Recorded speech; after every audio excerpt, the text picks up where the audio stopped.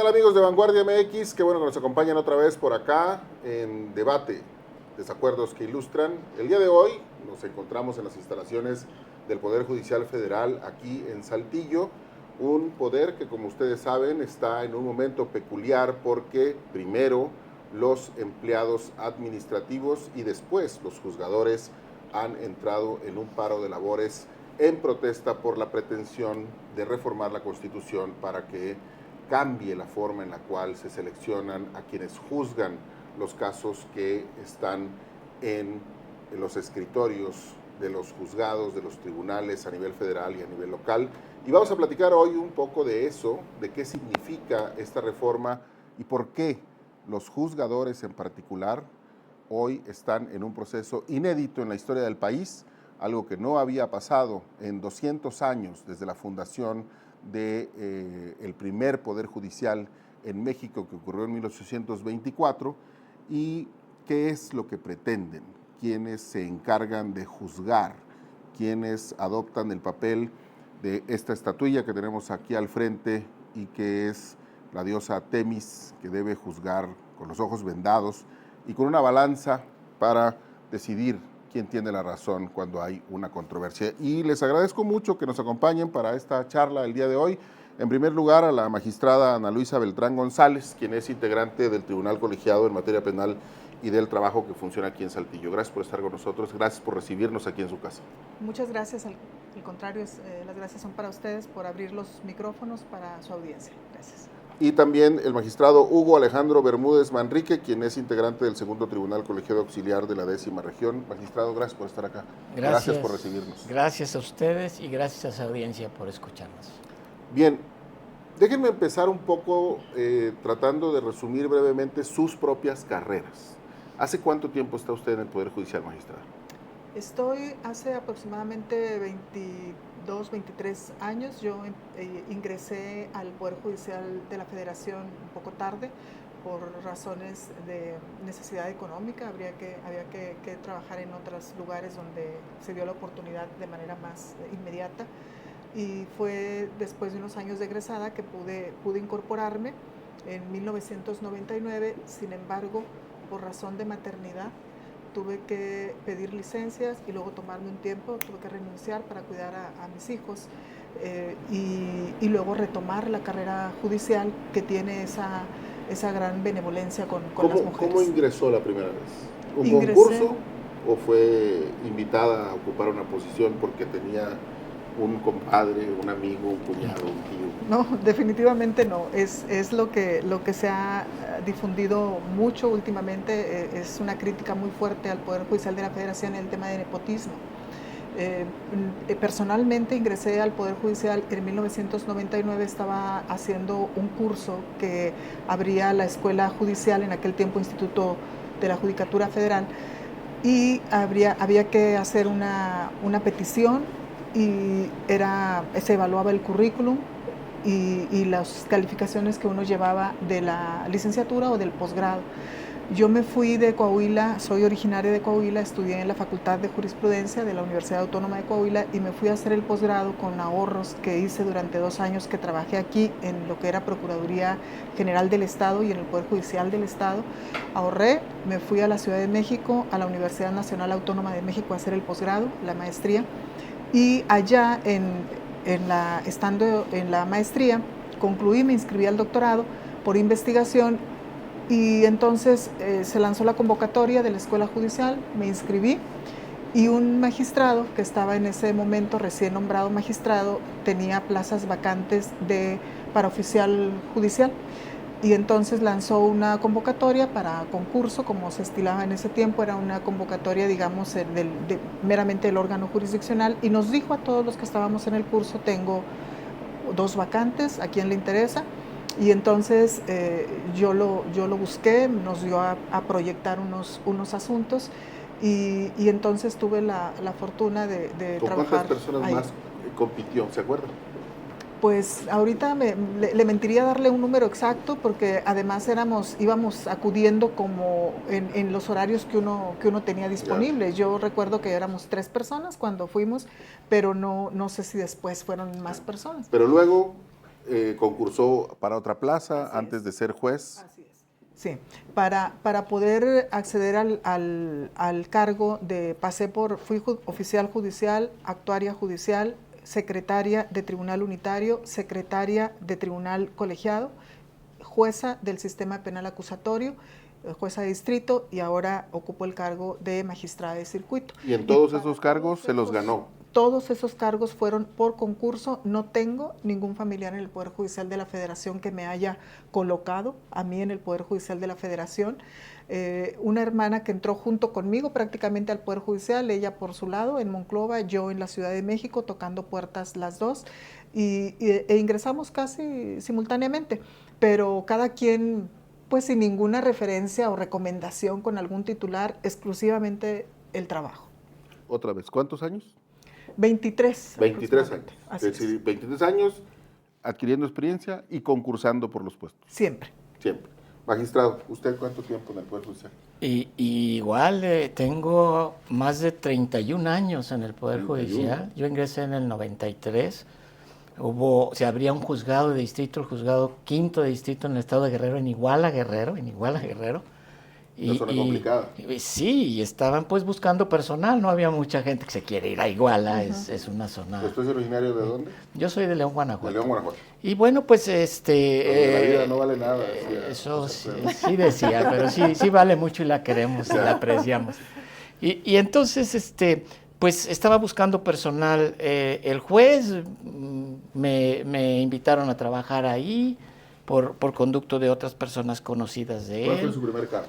Actuario judicial. Actuario. Ahí el siguiente escalafón era secretario. Fui secretario ahí mismo en Iguala, secretario de sección penal, de procesos penales federales. El juez abre ese tribunal, ese juzgado, dura año y medio ahí, lo mandan a Zacatecas, me voy a Zacatecas.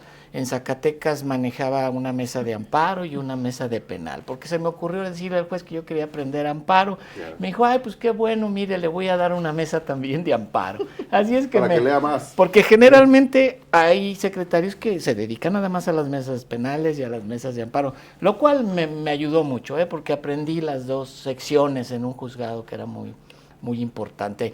De ahí me fui a Celaya, se abría un juzgado de distrito en Celaya, me invita el juez a abrirlo. Antes había una figura que se llamaba primer secretario, que era el brazo derecho del juez, el que le ayudaba en todos los temas administrativos.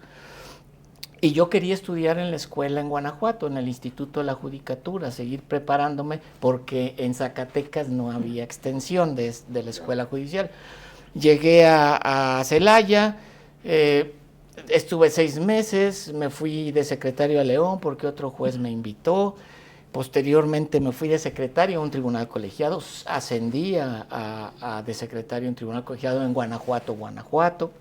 Estando en Guanajuato se abrieron varias convocatorias, yo concursé 3 veces, hasta la tercera logré pasar. ¿Y como cuánta gente más o menos concursaba en esos? 2.500, 3.000 personas concursábamos.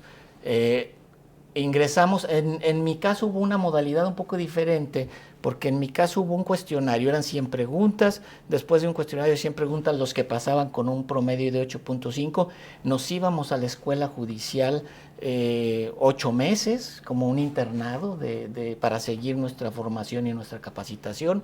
Terminando la escuela judicial nos aplicaban 2 proyectos, nos daban 2 proyectos que no conocíamos, por supuesto, y ahí los teníamos que resolver. Después de eso íbamos con un sínodo de 3 personas, un consejero, un magistrado y un académico de la UNAM.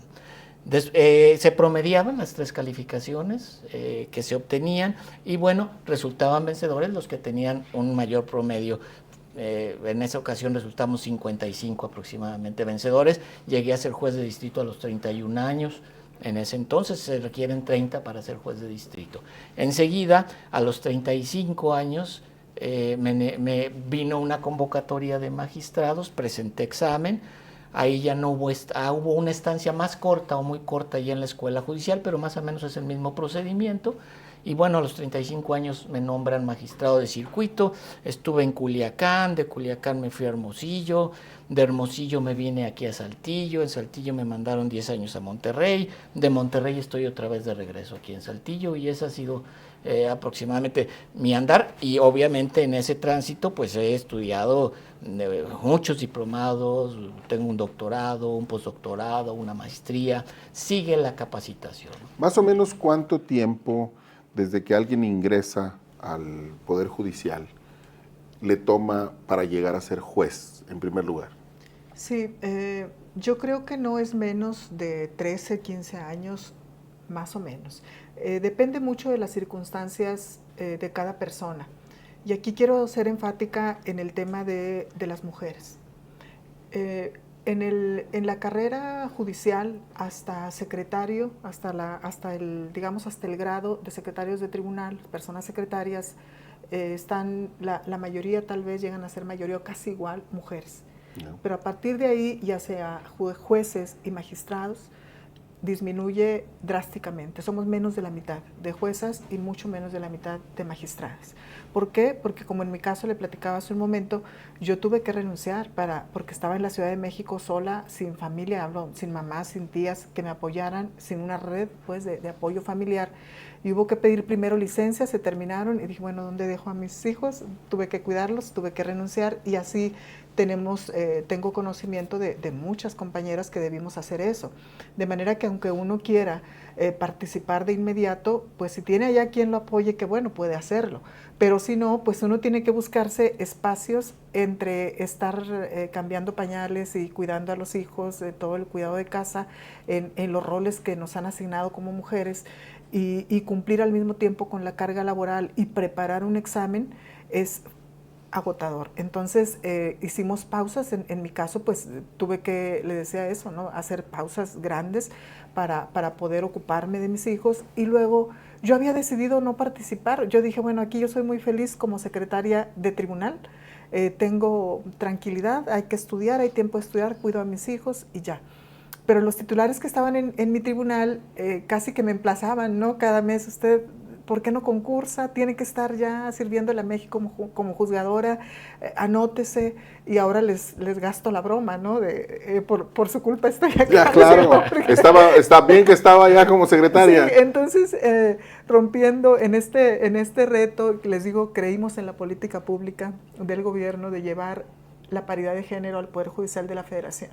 Y entonces, nosotras como mujeres también percibimos esto como una traición a las mujeres, porque en el caso de su servidora y muchas más compañeras debimos dejar a nuestros hijos, a nuestras hijas en casa, pequeñas, delegando cuidados con personas que nos apoyan en casa o en guarderías y apostarle a romper estos techos de cristal. Lo vamos logrando y de pronto pues se acabó. Resulta que siempre no. Es así y con todas esas decisiones que tomaste y todas tus circunstancias de vida, simplemente te vas porque tengo una visión de corrupción generalizada. Es francamente una injusticia y una decisión irracional. Déjeme volver allí en un momento más, sí, porque un poco lo que intento transmitir o que le podamos transmitir al público con esta pregunta de cuánto tiempo toma llegar a ser juez, es porque una de las cosas que se ha dicho en estas semanas, en estos meses que tenemos discutiendo este asunto de la reforma judicial, es que juzgar es algo sencillo, que no es tan complicado, porque cualquiera puede distinguir la diferencia entre la justicia y la ley. No, bueno, cuando uno llega a ser juez de distrito, trae un promedio de 15 años aproximadamente de formación. Uno empieza desde oficial a hacer proyectos, a aprender a hacer sentencias. Y hacer sentencias no es sencillo. Interpretar la ley no es sencillo. Interpretar la Constitución menos. Entrar a la interpretación de los derechos humanos y a veces a que se colisionan ellos mismos, chocan de dos personas, una tiene un derecho, otra tiene otro, ¿cuál debe prevalecer? Es toda una técnica, es toda una metodología, es todo un bagaje cultural que no se adquiere saliendo de la carrera. Yo cuando salí de la carrera no sabía sabía dónde buscar, algo, ¿no? Es el Código Civil, el Código Penal, el Código de Procedimientos, pero saliendo de la carrera, poner a alguien de juez es totalmente absurdo. No es posible, no es posible. Escuchaba el otro día a la ministra Norma Piña en una entrevista a un noticiario de la Ciudad de México que decía que ser impartidor de justicia es algo que no se aprende en la escuela de Derecho. Sin duda, ¿no? La escuela de Derecho te dan una formación, digamos, elemental o sustancial. A partir de que sales de la licenciatura, yo creo, es una visión personal, yo creo que empiezas realmente a aprender. Y entonces empieza la carrera, ese es el chiste de la carrera judicial, que inicies y empieces a aprender a ser oficial, actuario, secretario, juez, magistrado, y que puedas en su momento dictar una sentencia justa. Y la justicia, de acuerdo al Código de Ética Iberoamericano, se hace conforme al derecho. Y aprender el derecho no es saber un código, ni leer un código. Aprender el derecho precisamente es poder operar y operar los derechos humanos. Eso es muy importante, porque puedes conocer la norma, pero si la norma no respeta los derechos humanos, bueno, pues hay métodos para inaplicar esa norma, irte a los derechos humanos de la Constitución, de los tratados, y tomar una decisión jurisdiccional, una decisión que la tomamos en la soledad de nuestro despacho, los jueces, las magistradas. Y dicho esto, magistrada, entonces, ¿cuál es el riesgo? Porque, a ver, una cuestión que se plantea es que ustedes se oponen a la reforma judicial porque están defendiendo sus privilegios. Pero ustedes han dicho en las pláticas que hemos tenido anteriormente y en esta que lo que están advirtiendo son los riesgos que implica esta reforma. ¿Cuáles son esos riesgos? Sí. Nosotros hemos tomado esta decisión después de, les decía yo en el comunicado, después de días y noches de reflexión cada uno, en la soledad de nuestra casa, dialogando con nuestras familias, porque estamos muy conscientes de los riesgos que lleva una decisión inédita, como lo decía al inicio. Y hemos decidido que esta era una medida extrema, sí, pero necesaria en el estado de cosas, porque hablan de defender privilegios y de verdad que a mí me gustaría, ahora que se ha dado esta circunstancia, abrir cámaras para que vean lo que tenemos que leer y que estudiar todos los días, todas las semanas. Por lo menos 2 o 3 días en la carga de trabajo que tenemos en el tribunal al que estoy adscrita, 2 o 3 días de la semana yo me duermo a las 3 de la mañana para poder leer todos los proyectos que me presentan mis compañeros, para debatirlos después, estudiarlos, y ellos a su vez los míos, e ir preparándolos de la semana siguiente. Entonces hay que leer muchísimo. Si usted consulta con un abogado postulante, un abogado litigante, le podrá decir que a lo mejor ahorita acompañar a una persona, por ejemplo, imputada en un proceso penal acusatorio, pueden cobrar, no sé, a lo mejor un promedio de 50,000 pesos en una audiencia. Entonces, cuando hablan de privilegios por los salarios que nosotros percibimos, que además los exponen en salario bruto, sin hacer descuento de todas las deducciones que tenemos como servidores públicos, la gente percibe entonces estos salarios como algo injusto comparativamente con el resto de la sociedad. Y yo diría, vamos a luchar porque todos suban a salarios dignos y no luchar porque bajen los que han conseguido un salario digno. Y los riesgos que vemos, para responder a la pregunta, es: perdemos el Estado de Derecho, así de dramático es. Lo que decía el magistrado hace un momento. No es una exageración eso. No, en absoluto no, en absoluto no. Llevar a que una persona electa por voto popular ocupe estos cargos es ingenuo, de verdad ingenuo pensar en que en esas propuestas no van a tener injerencia grupos de poder. En el mejor de los casos, grupos políticos, pero podemos llevar hasta el extremo de grupos criminales. ¿Cuántas personas candidatas para ocupar sindicaturas municipales o alcaldías tuvieron que renunciar por presiones de grupos de este o fueron asesinados? Tipo? O fueron asesinados, o están ahí, o llegaron al cargo aceptando no sé qué acuerdos. Entonces, o qué amenazas.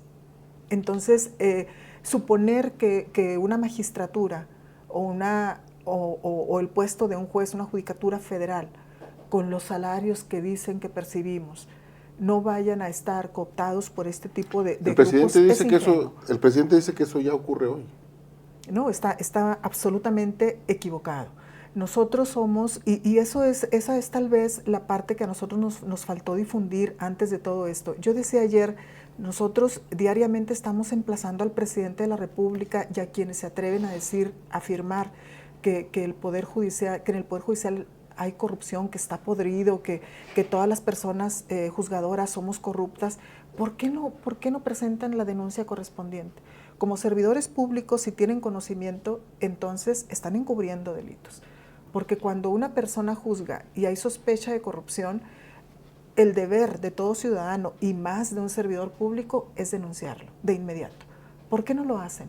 Porque es muy fácil tener abierto un micrófono todos los días de la semana durante 6 años, acusando a diestra y siniestra a personas juzgadoras de liberar, de sabadazos, de no sé qué tantas cosas, pero sin prueba alguna y sin tomar medidas para que se accione todo el sistema de justicia que hay. A ver, déjeme hacer una pausa allí y preguntarle, magistrado, pero entonces el problema es de riesgos de injerencia de grupos de interés o es de falta de preparación de las personas que pudieran llegar. Híjole, esos dos, pero además, vamos, a mí me gustaría hacer la diferencia en cuanto a que nosotros somos juzgadores federales. Es diferente a los juzgadores de los estados. Así es, ese es el Poder Judicial de la Federación. Donde uno de nuestros principales instrumentos que operamos es el amparo. ¿Y qué es el amparo?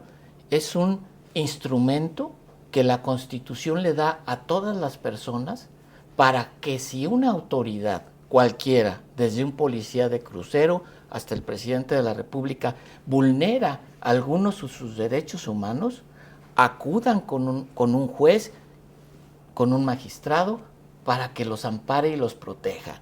Si llega el presidente de la República y te expropia tu casa, a quien hay que acudir es con nosotros, con un juez federal.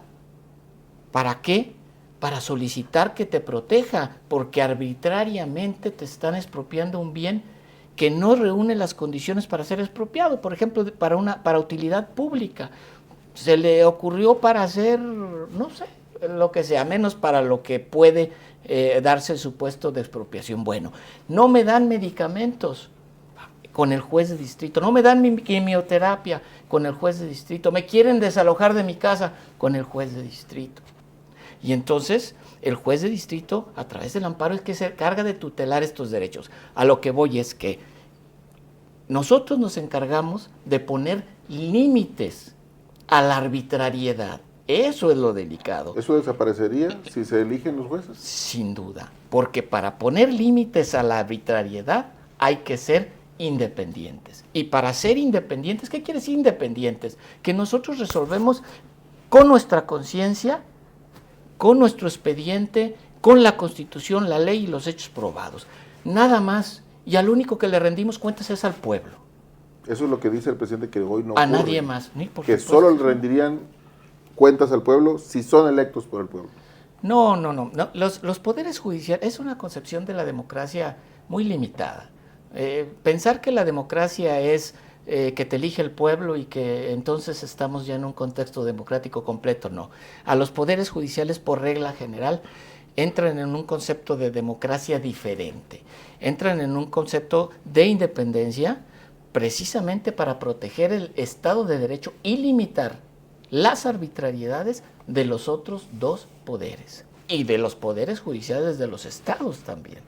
Y en ese sentido es lo importante, eso se puede perder, que un juez, que vengas ante un juez y le digas, no me da medicina, no me quieren hacer una operación, me quieren quitar mi casa, un juez con temor, un juez que le debe favores a alguien, no va a resolver con justicia, no vas a resolver con independencia. O que está a punto de terminar y va a ir otra vez a la contienda. Y no le va a decir al arbitrario, no, arbitrario, respeta los derechos humanos. ¿Qué quieren? ¿Cuál es la verdadera finalidad, pienso yo, de esta reforma, precisamente quitar ese contrapeso. ¿Para qué? Para que yo, gobierno, pueda hacer lo que yo quiera, pero textualmente lo que yo quiera, porque incluso si logran la mayoría calificada, van a poder reformar la Constitución como quieran. Ya. En ese sentido, el proceso que estamos viviendo y la propuesta que está sobre la mesa, ya incluso dictaminada en el Poder Legislativo, magistrada, implica, para decirlo en términos llanos, pero usted corríjame en todo caso, en relación con los aspectos de carácter jurídico, implica despedirlos a todos. Sí, nosotros lo percibimos así. Es un cese masivo, injustificado, de las personas juzgadoras del Poder Judicial de la Federación. Nos agravia en lo personal, sin duda. Es una de las razones por las que hemos emprendido estas acciones de defensa, pero también al pueblo de México en general, porque si ustedes ya tuvieron oportunidad de ver la propuesta de reforma y el dictamen, se cambiaron algunas cosas ciertamente, pero nada en lo esencial. Ellos mismos lo han reconocido, ¿no? La esencia va de cómo estaba. Déjeme nomás volver un poquito al asunto del despido. Sí. La Ley Federal del Trabajo prevé que un patrón despida a un empleado. En este caso, el Estado mexicano, ¿sí?, con una indemnización.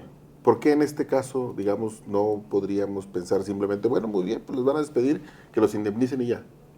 Bueno, en este caso no está previsto en absoluto así, para empezar, ¿no? No está previsto que los indemnicen, no, solo correrlos. No, ni siquiera las pensiones. Ya. Solamente es un cese masivo y se acabó.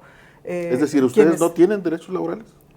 Esa es la cuestión, que nosotros tenemos derechos laborales. Nosotros tenemos los derechos que nos genera un nombramiento que fue legítimamente expedido. Y entonces, porque accedimos a él con las reglas establecidas en la Constitución. Y tomar una decisión así de cese para poder despojar al Poder Judicial y a nosotros de la independencia judicial es lo que nos da, lo que nos legitima en emprender estas acciones de defensa, porque somos defensores de derechos humanos a través del juicio de amparo, y esto entonces a través de instrumentos internacionales pues nos dan estas acciones para que nosotros podamos emprenderlas y defender los principios de la República. Y uno de ellos son la división de poderes, garantizar la independencia judicial. Entonces, por eso hablaba yo, ¿no?, de que estamos aquí emprendiendo estas acciones en lo personal, porque somos servidores públicos a quienes se está cesando de manera injustificada. ¿Qué razón hay para cesarnos? Estos discursos mañaneros generalizados. Hay una encuesta que hizo Morena después de la elección del 2 de junio que dice que la mitad de la gente, por lo menos, considera que ustedes son corruptos. Sí, y nosotros estamos enterados de esas encuestas, pero volvemos a un punto de partida que fijaba hace un momento el magistrado sobre la distinción. Si la gente tiene una clara distinción de quiénes son las personas o somos las personas que integramos el Poder Judicial de la Federación, quiénes son los policías, qué funciones les corresponden, quiénes son los ministerios públicos, sus funciones, los asesores jurídicos para víctimas, los defensores públicos, los juzgadores locales de los estados y nosotros que somos las personas juzgadoras del Poder Judicial de la Federación. Digamos que somos casi que la última parte o la última fase a la que llega una persona que tuvo que atravesar, porque así se le presentó en sus circunstancias de vida, un proceso judicial.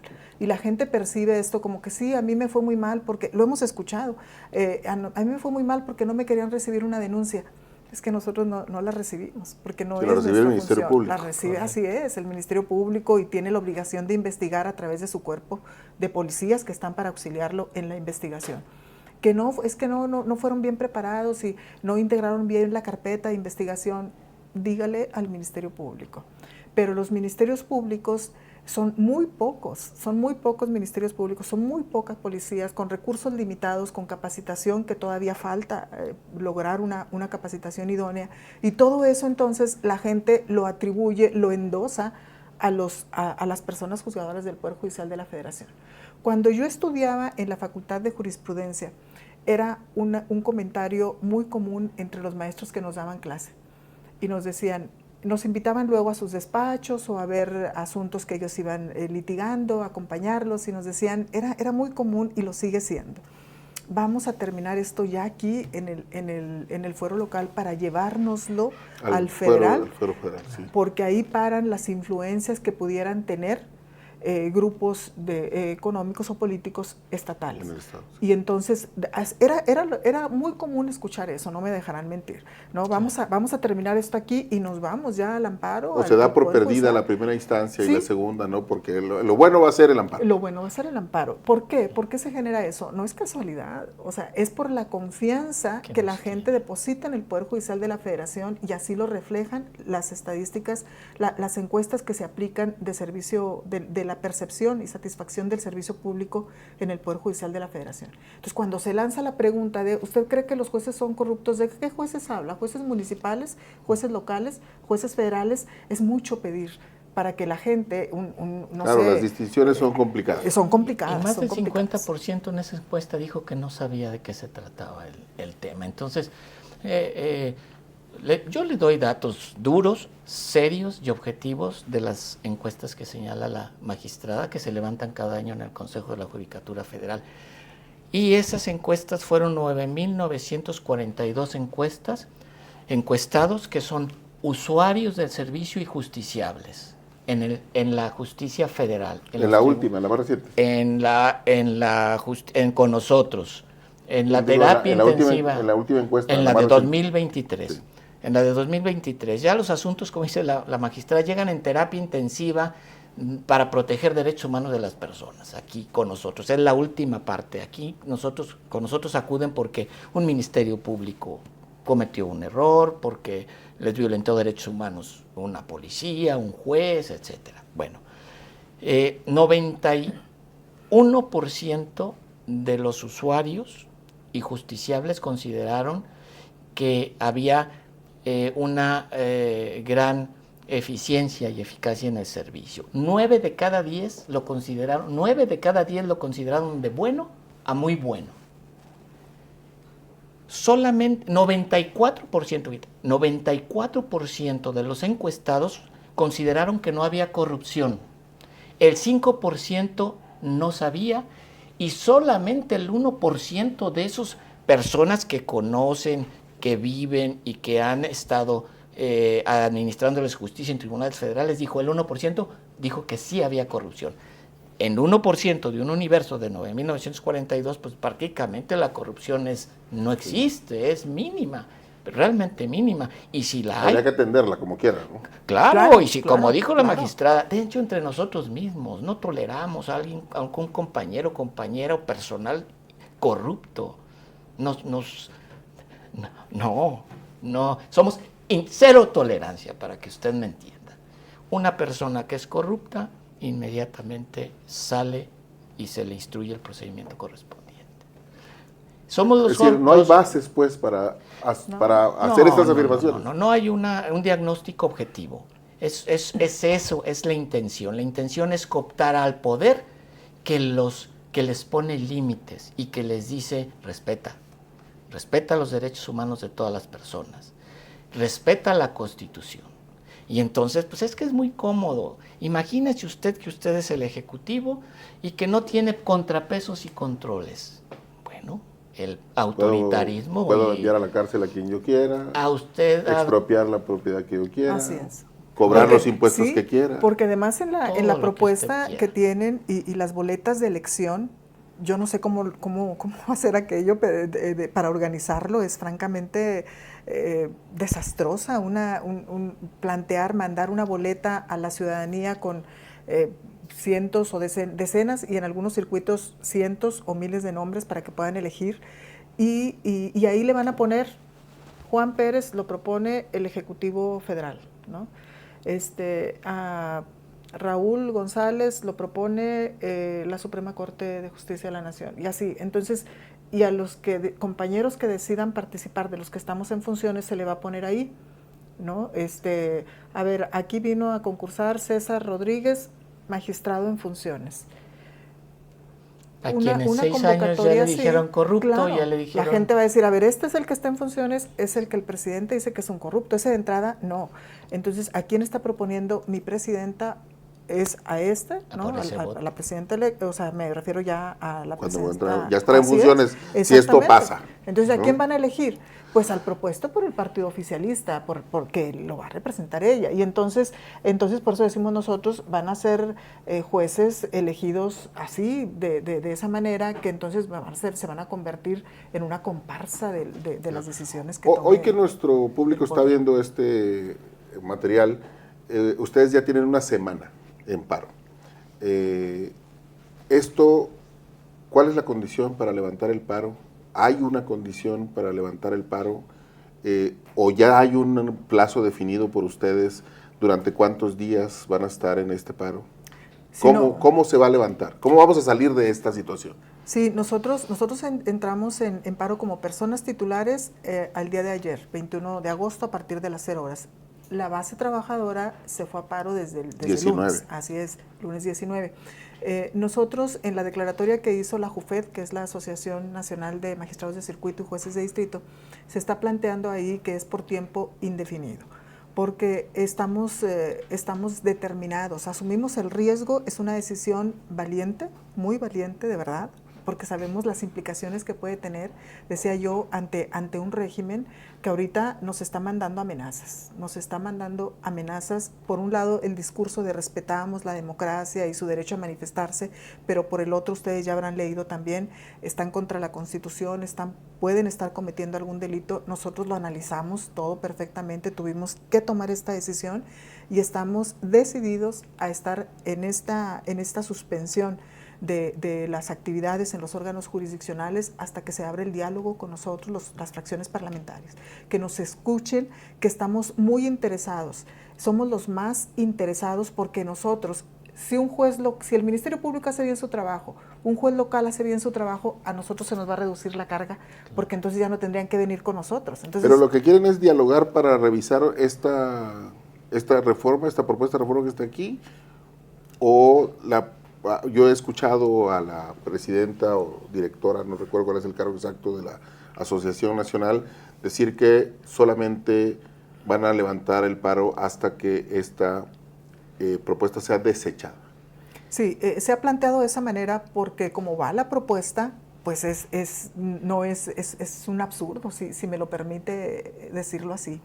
Por eso se plantea así, hasta que sea desechada. Hay algunos puntos que nosotros nos sirven de reflexión. Por ejemplo, esto que decíamos en alguna plática anterior sobre la separación de la presidencia del órgano administrativo, que ahora es el Consejo, y la Suprema Corte de Justicia de la Nación, que es algo que podría rescatarse, pero visto en general, como está planteada, a nosotros nos parece que es algo insostenible, que como mexicanas y mexicanos no podemos permitir que esto avance, y por eso nuestra demanda es que se detenga, que ahorita se detenga el proceso legislativo que lleva a la reforma de la Constitución en los términos planteados, que nos escuchen, que estamos muy interesados también en reformar el sistema de justicia, no solamente al Poder Judicial de la Federación y a los poderes judiciales de los estados. Al sistema de justicia en general tenemos mucho interés como personas juzgadoras y tenemos propuestas que estamos construyendo en este momento en el Poder Judicial para poder plantearlas de manera concreta. Más policías, más ministerios públicos, más asesores victimales, más defensores, capacitación y colegiación, meditar sobre eso en la abogacía que se presta como servicio privado. Todo esto hay que estudiarlo. Decía yo ayer también, tal vez simplificar procesos, porque es una realidad también que de pronto llega a ser hay tanto formalismo que se puede dificultar para la ciudadanía. Entonces, todo eso hay que reflexionarlo y me parece que es una crisis que nos da esa oportunidad y es lo que estamos demandando. Hoy perdón, no, decirte algo que es importante, porque no solamente es un derecho que estamos ejerciendo. Sí, el derecho a la protesta, a la manifestación. Es una obligación. La Corte Interamericana ha señalado que los juzgadores en un país, en este caso los juzgadores federales, tenemos obligación de proteger el Estado de derecho y la democracia en momentos y situaciones como las que está viviendo el país. Entonces no estamos nada más defendiendo un derecho, estamos cumpliendo con una obligación los jueces y las juezas, magistrados y magistradas federales del país. Eso quería Y en los decirte, últimos días están ustedes invitando a la ciudadanía a que se les une. ¿Qué esperan de los ciudadanos? Que en general, como ya se ha explicado aquí, pues es difícil que disciernan entre un poder y otro, entre unos juzgadores y otros, pero ¿qué esperan en este caso de la ciudadanía? Bueno, mira, te comento previamente que estamos nosotros generalmente metidos en nuestra oficina, en nuestro expediente, con la Constitución, la ley, los hechos, y nosotros, por una tradición que tenemos, siempre decíamos, es que los juzgadores hablan por sus sentencias, no tenemos que estar saliendo a la calle a decir qué hacemos, a ganarnos a la gente, porque nosotros no buscamos simpatías. Siempre el 50% pierde en un juicio, claro, y pues no podemos tener la simpatía, ¿no? 50 lo gana, 50 lo pierde. Entonces, estamos tratando de que la ciudadanía se entere cuál es la utilidad de los jueces y de los magistrados federales, a través de pláticas que vamos a ir a dar a las universidades, los secretarios, los actuarios van a ir a las escuelas, dar a conocer a la gente a través de folletos, a través de estas oportunidades como la que tú nos das. Pero digamos, en este momento coyuntural, ¿qué esperan de la ciudadanía? El apoyo de la ciudadanía. ¿Cómo se los puede proporcionar o manifestar? Estamos defendiéndola, apoyándonos en nuestro paro. Sabemos que esto ocasiona molestias. Sí, siempre un paro ocasiona molestias. Sin embargo, también que sepa la ciudadanía que no estamos ajenos a sus necesidades esenciales. Los juzgados están abiertos para recibir demandas de casos urgentes, los colegiados para resolver quejas urgentes. Urgentes me refiero a cuestiones de privación de la libertad, a cuestiones de derecho a la salud, a cuestiones de grupos vulnerables, donde estén en peligro sus derechos fundamentales. Es decir, no estamos sin trabajar. Sí. No es un paro total. No es un paro total. Entonces, la ciudadanía le pedimos apoyo en nuestras marchas, en nuestras acciones y sensibilidad y prudencia por estas molestias que les estamos causando, pero que les estamos causando porque también estamos defendiendo el Estado de Derecho y la democracia. Los estamos defendiendo también a todos los justiciables, a todas las personas en el país. De posibles afectaciones futuras que se puedan dar en este escenario que ustedes prevén si se diera la reforma. No sabe uno en qué momento tiene una necesidad, hasta de una operación, de una medicina que no quieren, de una quimioterapia, como lo he dicho. No sabe. Las circunstancias se pueden presentar, pero siempre la gente en estos momentos debe estar segura que tiene un juez que lo ampara y lo protege, sin ningún temor a nadie. Bien, sí. Perdón, dígame. Sí, es que quisiera agregar algo porque por esta difusión de discursos de odio contra nosotros y que logran insensibilizar a grupos importantes que pudieran apoyarnos en este momento, porque se difunde por ahí, por ejemplo, en gremios, ellos que nos piden apoyo ahora son los mismos que, por ejemplo, negaron el derecho a que las jubilaciones fueran con salario mínimo y no con la UMA. Son los mismos que nos negaron el amparo contra despido masivo de tal lugar. Entonces, cero apoyo, ya no más dinero al Poder Judicial. No estamos pidiendo más dinero. No, este movimiento que estamos realizando no es para pedir más recursos al Poder Judicial de la Federación. El movimiento que tenemos ahorita es para frenar esta reforma que va a determinar el futuro de México, de nuestros hijos, de las generaciones venideras. Va a perder su derecho a ser juzgado por una persona juzgadora imparcial e independiente. Va a estar sometida a compromisos que realice durante su campaña. Pero quiero cerrar con esto.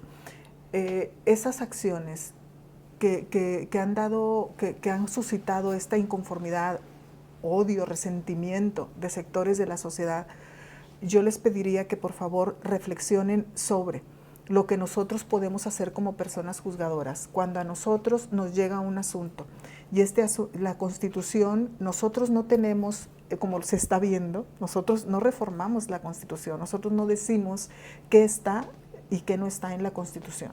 Son el poder legislativo constituido en un poder constituyente permanente quien decide qué está ahí. Cuando se llevan a cabo este tipo de actos de autoridad aplicando una norma constitucional, si es acorde con la Constitución en ese momento, nosotros no podemos, por más que queramos y por más que como un ciudadano común diga, esta medida me parece que es injusta, si está de acuerdo con lo que marca la Constitución y los tratados internacionales, nosotros no podemos tomar una decisión fuera de la ley o fuera de la Constitución.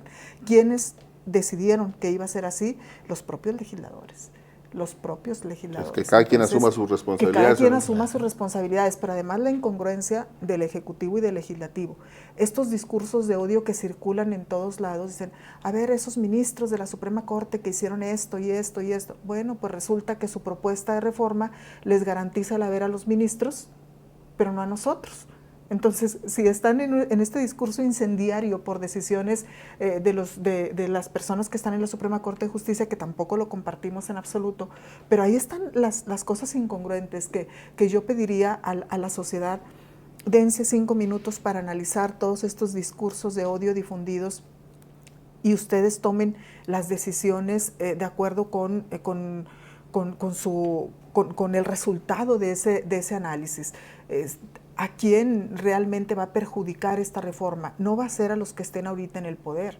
Después se les puede revertir y ellos mismos están perdiendo el derecho a ser juzgados por un juez imparcial e independiente, porque el poder no es eterno.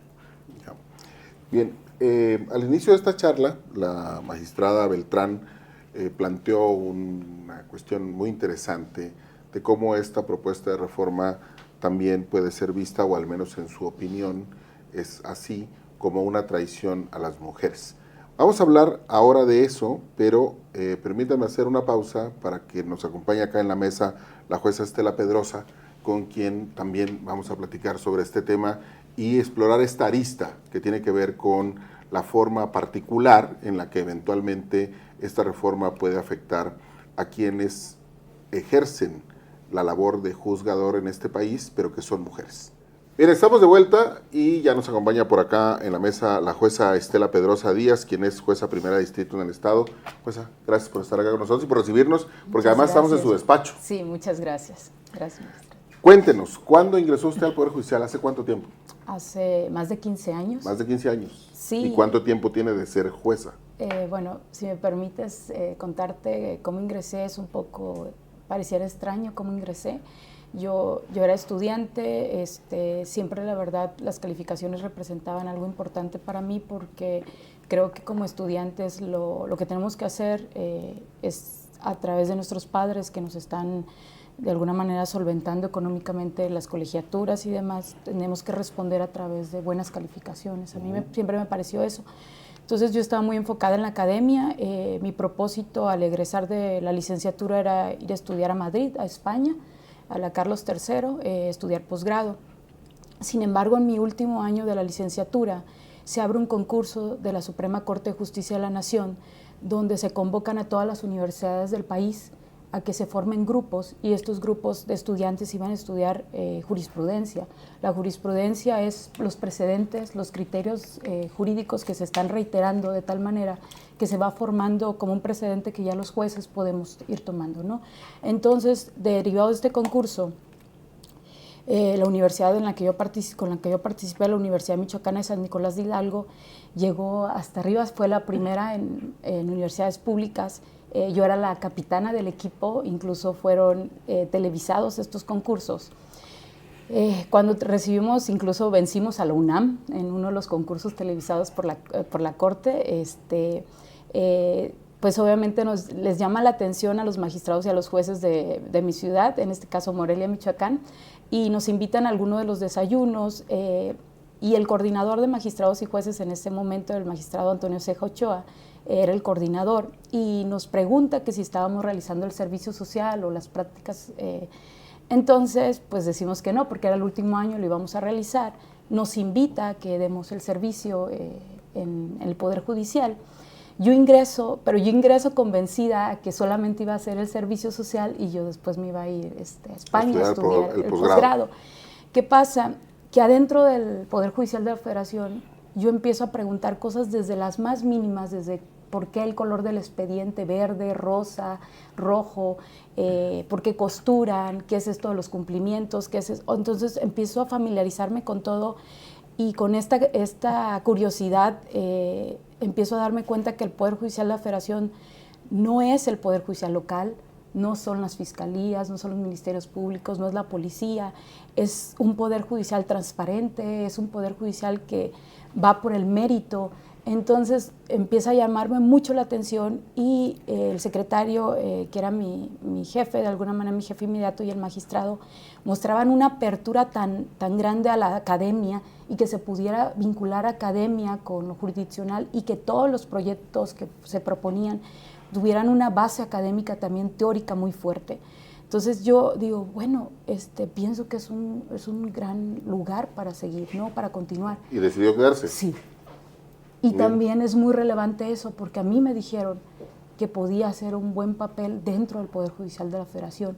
Y entonces yo digo, ¿por qué no? Si yo puedo ayudar, y yo puedo ayudar a mi país de alguna manera desde esta trinchera, voy a hacerlo. Y además convencida de que yo quería hacer carrera judicial. Y una vez que termina la licenciatura, entonces, sí. ¿Cuál es el primer cargo? Pues de oficial judicial, un nombramiento. En ese entonces todavía no estaba el concurso hasta oficial judicial, había concursos para actuario, para secretario, para juez, para magistrado. Actualmente, también con esta reforma judicial que se impulsó por parte del exministro Saldívar, ya los oficiales también tienen que concursar y hay unos listados nacionales de quienes pueden... Entonces, salvo el primer cargo, todos los demás. A oficial ahora, actualmente también. El primer cargo que es oficial. Pero usted, digo, salvo el primero. Así es. Todos los demás eran concursos y todo lo demás fui llevando. Oficial, ¿cuántos actuario, años antes secretario, de llegar a ser juez? 14 años. 14 años. Sí. Y si lo ve para atrás, porque es muy joven. Gracias. Si lo ve para atrás, ¿qué piensa que...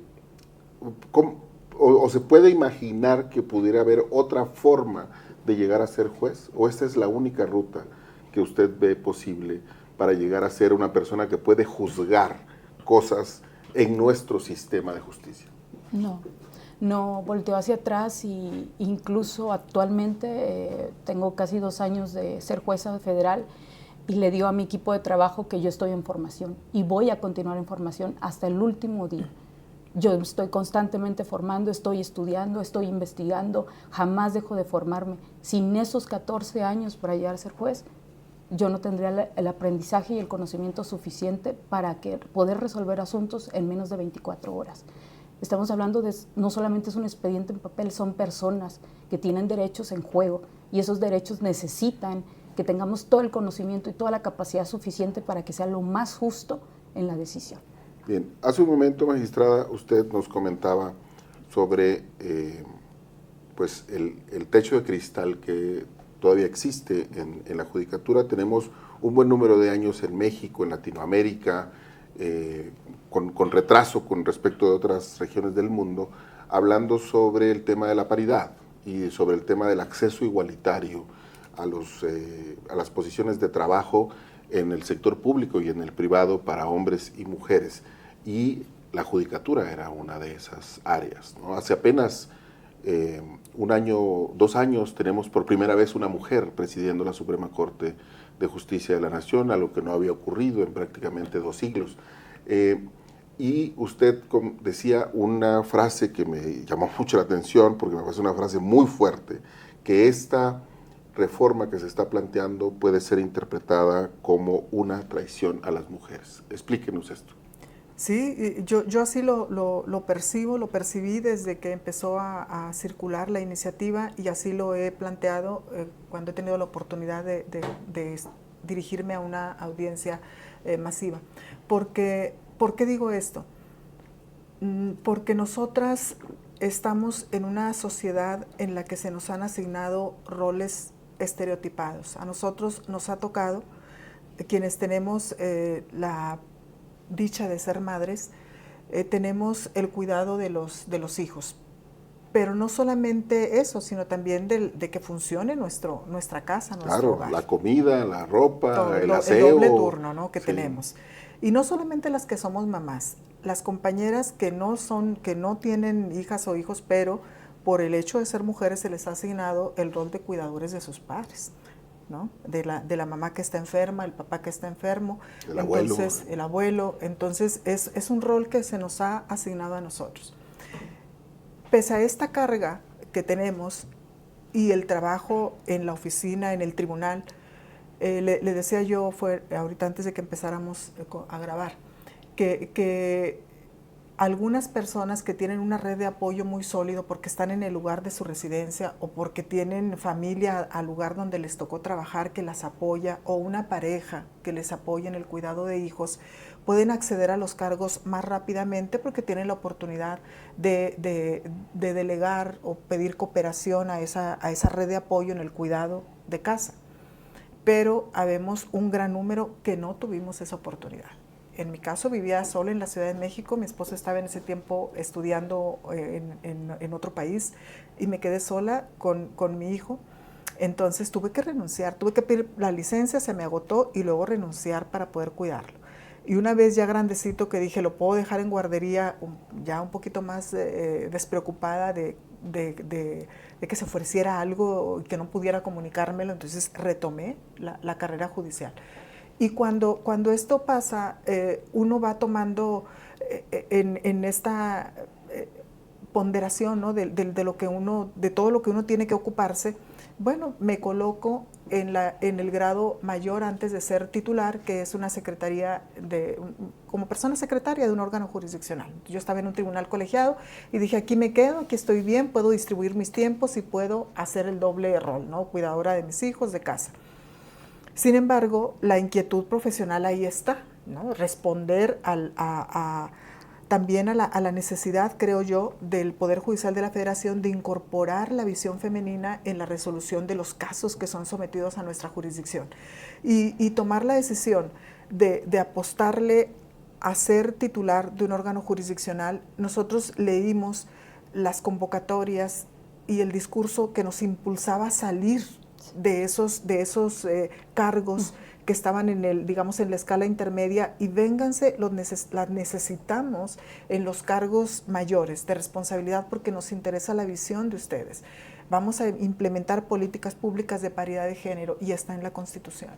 Entonces creímos en ese discurso y tomamos la decisión. Cada uno de nosotras sabe lo que pudo evitar en su familia o lo que pudo ganar en su familia de no haber optado por concursar.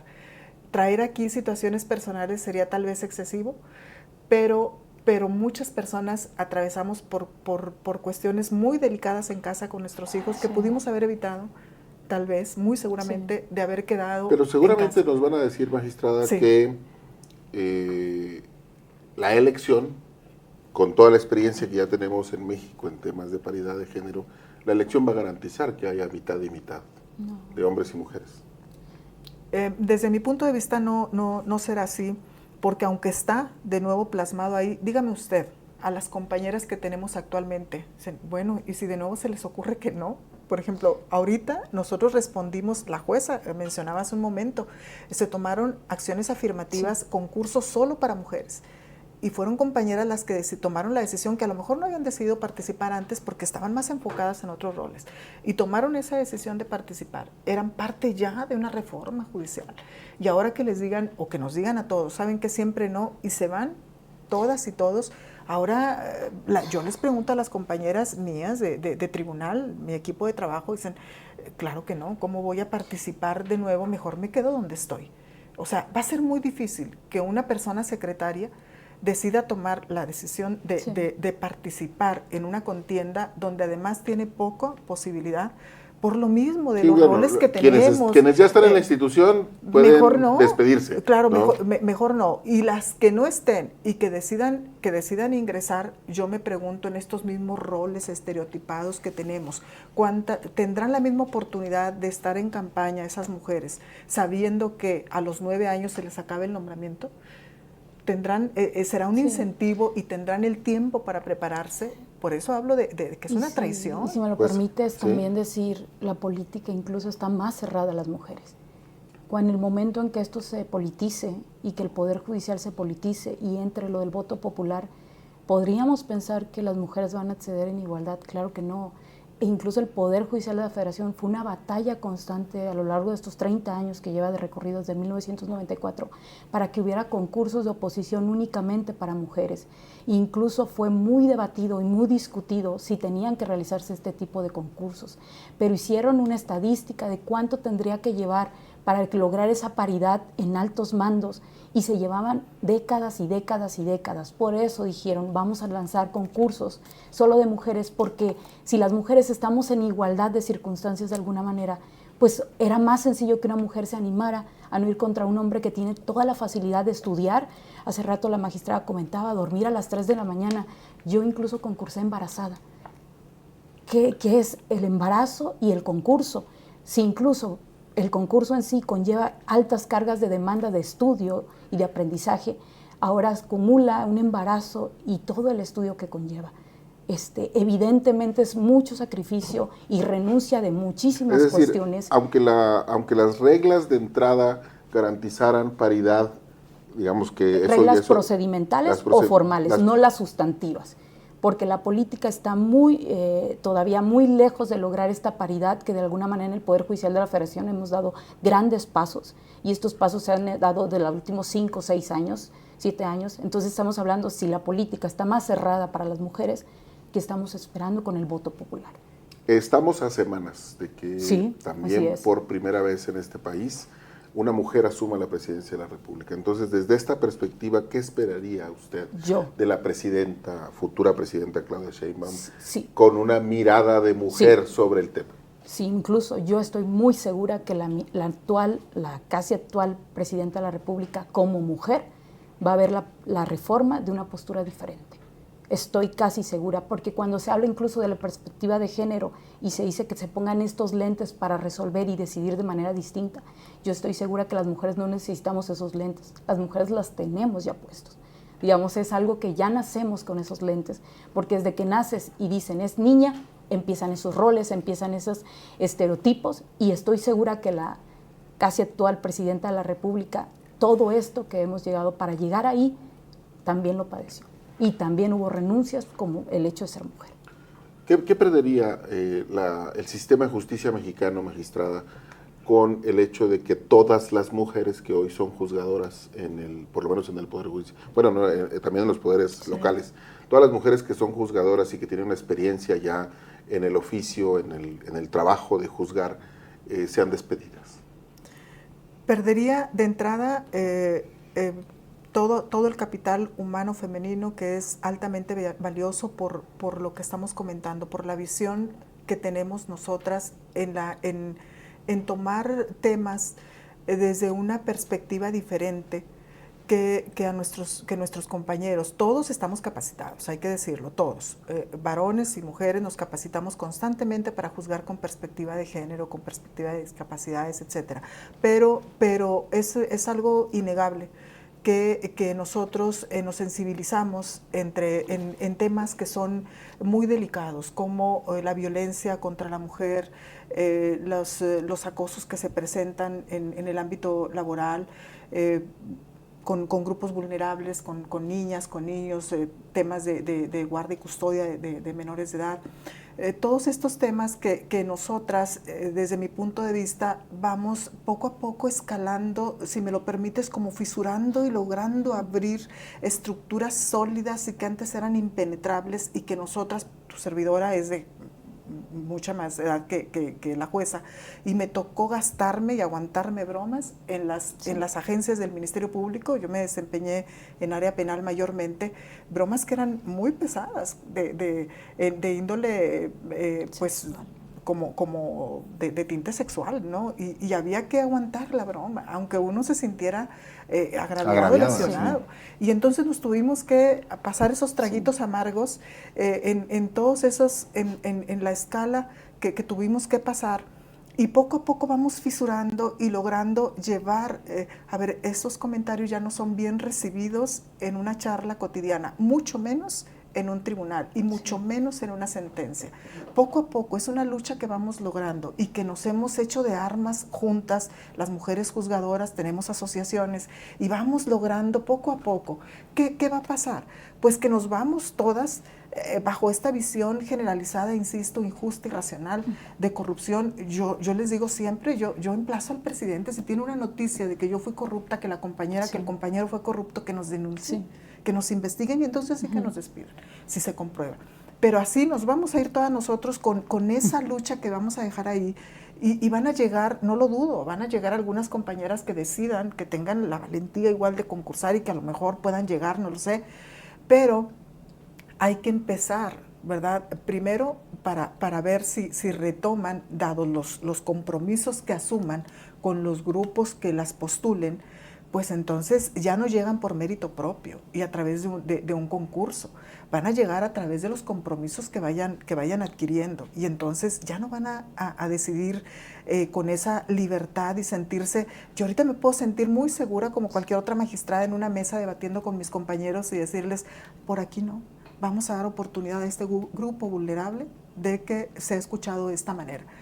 Y a lo mejor en ocasiones, a ver, tienes razón, maestra, vamos a abrir esto, o sea, vamos lográndolo, se va a perder. Además de que vamos a tener en unas cuantas semanas por primera vez a una mujer en la presidencia de la República, tenemos al menos un par de legislaturas federales y locales en prácticamente todos los estados de la República, en las cuales la integración de estos cuerpos colegiados es paritaria. ¿Qué esperaría usted, jueza, de las senadoras y de las diputadas federales que tienen la responsabilidad de discutir y eventualmente votar esta reforma?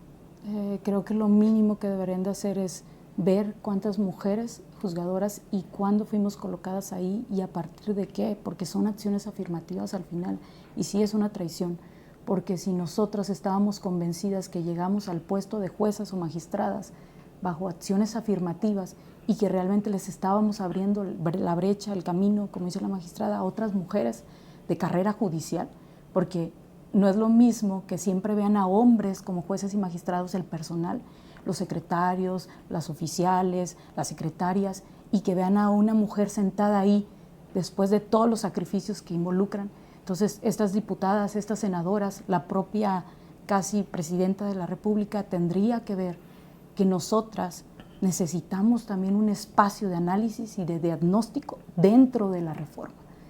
Obviamente no es lo mismo generalizar y menos cuando México está dando pasos firmes de alguna manera para el tema de la paridad de género en los altos mandos. Entonces yo la verdad lo mínimo que pido es que por favor se tiene que analizar seriamente en qué momento la reforma también tiene que pasar por un diagnóstico en relación a género. Para cerrar, igual que le preguntaba al magistrado Bermúdez, ¿qué esperan de la ciudadanía? Están ustedes acá en el edificio que se ubica en la confluencia de los bulevares Nazario Ortiz Garza y José Musa, pues entregando folletos, hablándole a la gente que se detiene en el crucero, han ido a otros puntos de la ciudad y lo están haciendo, supongo, en otras ciudades de todo el país. ¿Cuál es la reacción que ustedes esperan provocar en la ciudadanía? Nosotros tenemos confianza en que ocupándonos de lo que debimos ocuparnos hace mucho, de salir a decir y a comunicar lo que hacemos, que la ciudadanía responda de manera positiva. Les pedimos empatía, que lo vean esto, somos trabajadores que estamos siendo despedidos masivamente y de forma injusta.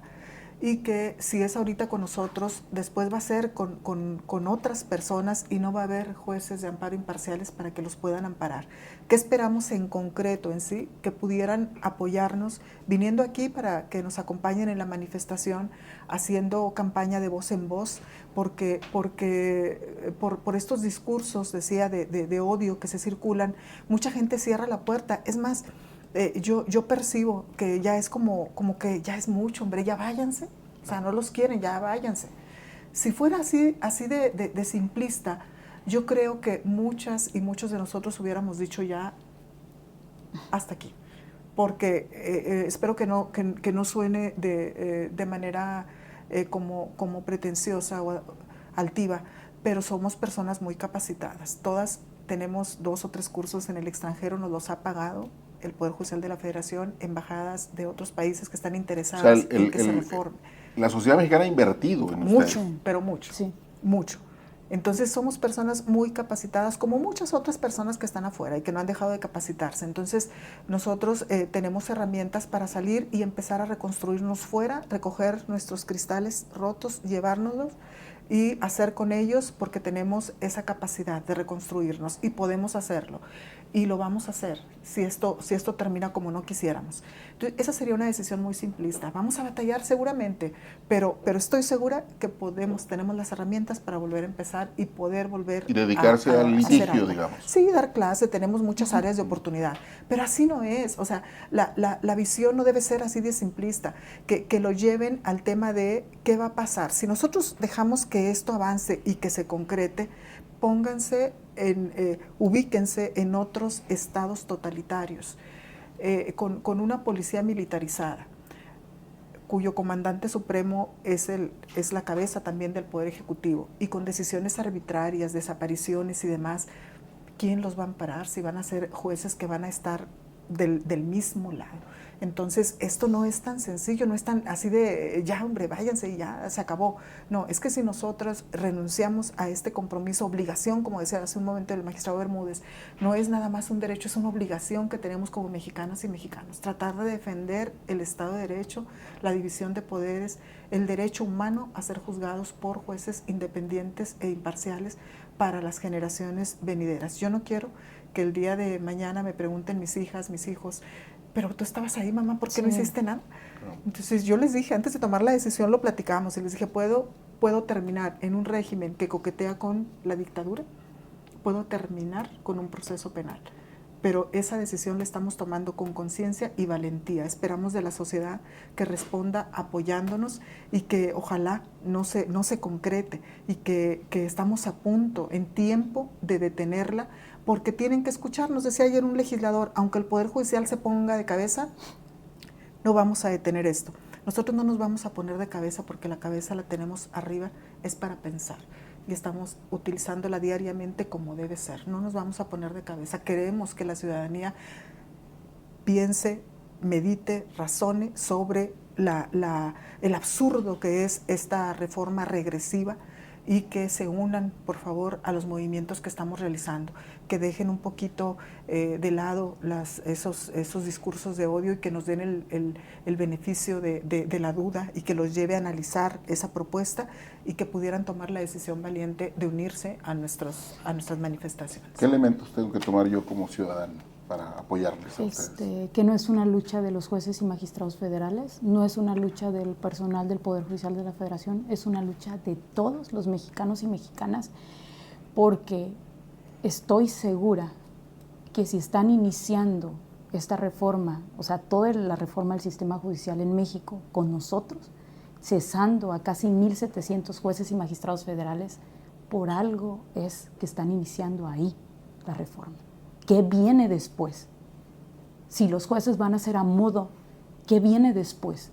¿Vienen actos autoritarios, arbitrarios por todos lados en el país? Las mexicanas y los mexicanos deben de estar muy al pendiente y de verdad sumarse, porque como dijo la maestra, nosotros la verdad creo que lo menor en este momento es el tema del sueldo, el tema del salario, las amenazas que hay para nosotros.